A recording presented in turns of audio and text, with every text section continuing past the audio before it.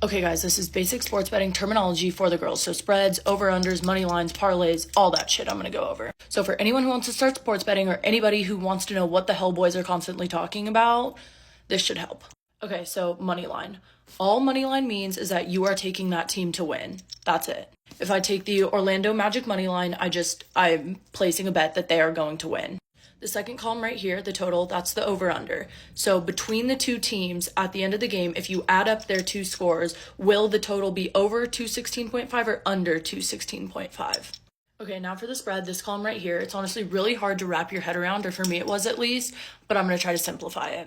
So the Cavaliers spread is -7, which means they have to win by more than 7 points for you to win that bet. Now the Magic is +7 points. That means that they can lose, but they can't lose by more than 7 points. So essentially what it's saying is if you add 7 points to the Magic score at the end of the game, would they win?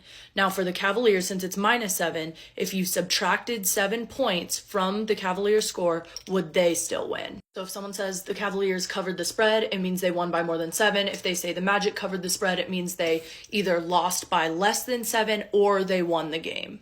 Now the green numbers in all the boxes, those are the odds. So what are the odds the Cavaliers win? -325.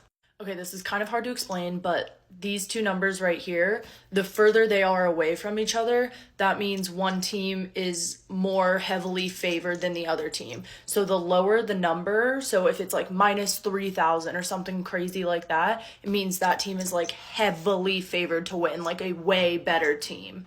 So for like the spread, since they're both -110, it means they're about equally likely to happen. And it's just going to come down to what team is performing better than they usually do, because all these green numbers are calculated by straight up statistics. Okay, now for parlays. Parlays just mean that you're placing multiple bets into one bet.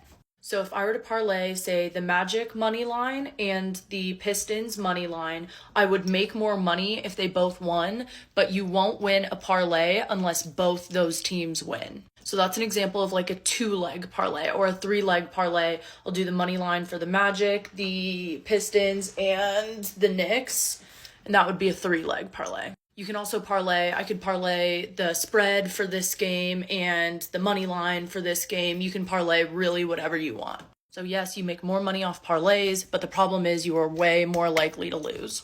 In fact, the higher the number is, so this could be if this was +3,000, you are way more likely to lose that bet. Minuses mean favored, pluses mean not favored. And the SGP, same game parlay, that just means I'm placing multiple bets combined from a single game. So if I took Magic money line and also the over for the game, then that would be a parlay if I combine them. But if I say I took the over for the game and the money line both as straight bets means that's you place them separately of each other. So they're not dependent on each other. You can still win one and lose the other. Now, if you hear someone talk about live betting, that's literally just what it sounds like. It means they're placing a bet while the game is actually going on. Bookies, people who are underage or people who are in states that aren't allowed to sports bet, they use bookies, which are essentially just illegal sports betting sites. I think I covered just about everything, but if you want to know the tips and tricks and like what I do to sports bet, let me know.